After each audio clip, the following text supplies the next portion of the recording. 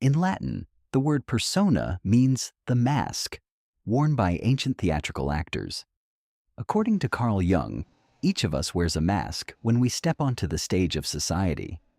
This mask is the version of ourselves we want the world to see: professional, kind, authoritative, or selfless. But when does this mask stop being a tool and start becoming a prison? Who does the world think you are? More importantly, who do you think you are? Today on Shadow Atlas, we will explore the face our soul turns toward the outer world, our persona, and how it can sever our connection to our true reality. Jung defines the persona as the individual system of adaptation to the world, or the manner one assumes when dealing with the world. Every profession, every social role has its own specific persona. Society holds certain expectations of us, and we strive to behave in accordance with these expectations. In a sense, the persona is the outer skin of the soul. It protects us in social interactions and keeps things functioning. However, Jung reminds us that the persona is what a person is not in reality. It is merely a compromise between the individual and society as to what a person is. Within the persona's effort to adapt to the world lies a great hidden risk: identification. Jung states that many people confuse their social mask with their own true self. Why is this a danger? Becoming the background of one's own biography. Jung says that a person who identifies with their mask no longer has a real character. They become merely a background to their own biography. The examples he provides in his records clarify this situation. The professor. He begins to believe he is nothing more than the textbook he wrote. The tenor. He sees himself only as his voice. For these people, there is no longer an answer to the question, "Who am I?" They have become merely a collection of external events, such as, he went there, he did this, he attained that title. The trap of monetary rewards.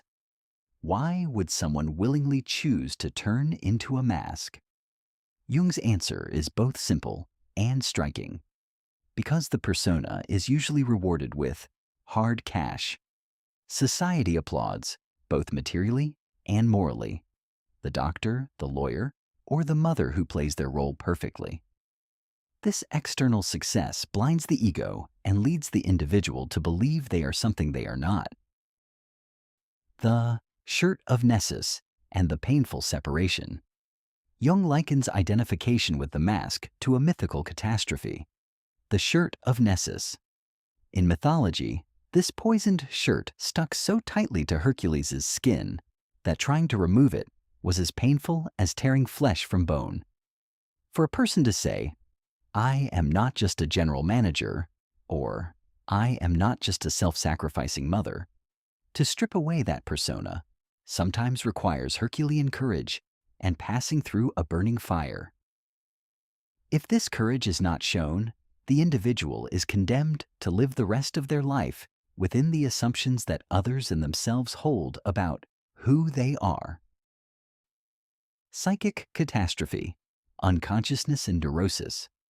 As identification increases, the individual drifts into a state of blank unconsciousness regarding their own true nature.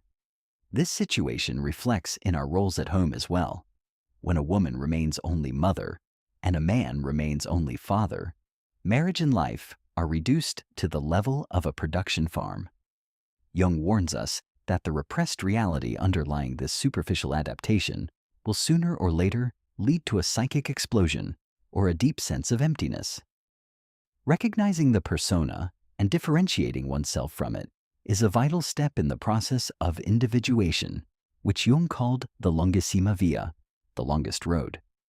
Individuation is the effort to be whole, not perfect. When we leave our persona behind, we are forced to confront our dark shadow, which we have discussed in previous videos. What emerges when the mask falls may not always be pleasant. However, healing lies not in a false perfection, but in this raw and honest reality. In conclusion, The persona should remain a tool in social life, not the soul itself.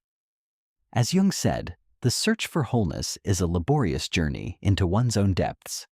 Tonight, ask yourself, how much of the role you play is truly you, and how much is merely the expectation of the world?